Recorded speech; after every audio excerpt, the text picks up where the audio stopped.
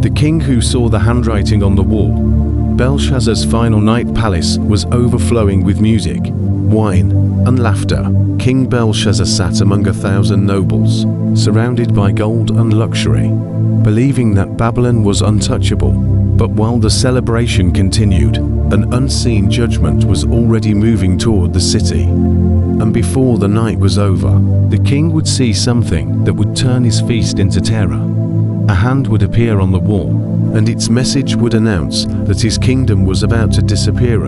If you enjoy cinematic journeys through scripture, take a moment to like this video, share it with someone who loves Bible stories, and subscribe to Bible Story Vault for more cinematic explorations of scripture. Tonight we are entering the final night of Belshazzar, the king who celebrated as though his power could protect him from anything, until God interrupted his feast with a message that no one in the palace could understand. Belshazzar held a great feast for 1,000 of his nobles. Wine flowed through the palace, music filled the halls, and the atmosphere was one of confidence and celebration. But then Belshazzar made a decision that revealed the pride within him. He ordered the gold and silver vessels that had been taken from the temple in Jerusalem to be brought into the banquet. These vessels had once been used in the worship of the God of Israel. Now they were being used as drinking cups during a royal celebration. Belshazzar,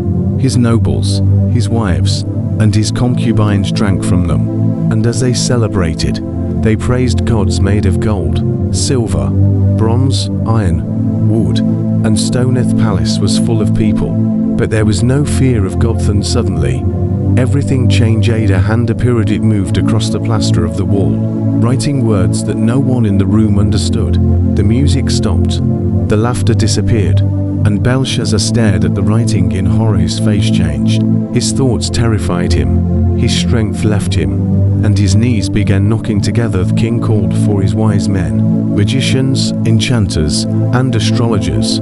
He promised great rewards to whoever could read the writing and explain its meaning. But one after another, they looked at the wall, and none of them could understand the message. Then the queen entered the room, and she remembered a man named Daniel, a man who had served during the reign of Nebuchadnezzar and had been known for wisdom and understanding. She told Belshazzar to call for him. Daniel was brought before the king, and Belshazzar offered him wealth, honor, and authority if he could explain the writing. But Daniel was not impressed by the rewards. Before interpreting the message, he reminded the king of something he already knew. Belshazzar knew what had happened to Nebuchadnezzar. He knew that Nebuchadnezzar had once become proud of Babylon and its greatness.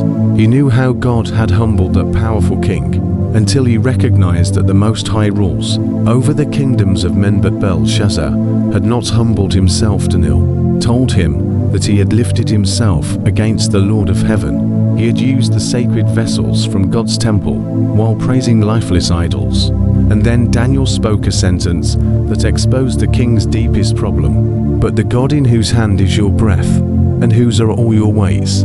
You have not honored. Belshazzar had power, wealth, servants, armies, and a magnificent palace. But the breath inside his lungs still belonged to God. Then Daniel turned toward the writing. Words were Mene, Tekel, and Parsin. Daniel explained the meaning. Mene meant that God had numbered the days of Belshazzar's kingdom and brought them to an end. Tekel meant that the king had been weighed in the balances and found wanting. And Parsin meant that the kingdom had been divided and given to the Medes. And Parsin's message was not a warning about something far away. It was a verdict. Kingdom was finished. Belshazzar still honored Daniel as promised. He clothed him in purple, placed a chain of gold around his neck, and proclaimed him the third ruler in the kingdom. But the honor meant nothing now, because the words on the wall had already revealed what was coming. Feast continued, but the atmosphere could never be the same. The king had just been told that his kingdom was ending, and outside the palace, an army was moving toward Babylon. The night reached its final moment. Scripture says that very night, Belshazzar the Chaldean king was killed, and Darius the Mede received the kingdom. Babylon had for length. A great celebration was over. The king who had believed himself secure was gone, and the walls that seemed to represent strength could not protect him from the judgment that had already been. written. What makes Belshazzar's story so powerful is that he had been given a warning before the handwriting appeared. He knew the story of Nebuchadnezzar. He knew that pride had brought that king low, and yet he chose to repeat the same mistake. He had seen the evidence, but he ignored the lesson. Had knowledge, but knowledge did not produce humility. Had sacred things in his hands, but his heart was far from the God. Those things represented them. One sentence on the wall exposed the truth. His days had been counted, his life had been weighed, and his kingdom was coming to an end. Belshazzar's story reminds us how quickly human power can disappear. A man can sit on a throne, surrounded by thousands of people, and still discover that none of them can protect him from the reality of his own mortality. Permanent, but it was temporary. Belshazzar looked powerful, but his power had limits. The feast looked like it would continue all night, but the night itself was almost finished. Yet the king had been celebrating what he possessed, while forgetting the one who had allowed him to possess. I trusted the palace, but the palace could not save him. He trusted his position, but his position could not save him. He trusted the gods of gold and silver, but they could not speak to him. When the writing appeared, only Daniel could explain the message, but even Daniel could not change the verdict, and perhaps that is the most unsettling part of the story. The handwriting did not appear because God had lost control. It appeared because God was reminding the king that he had never lost control. Belshazzar thought he was ruling Babylon, but the true king had already determined the limits of his reign. The feast ended.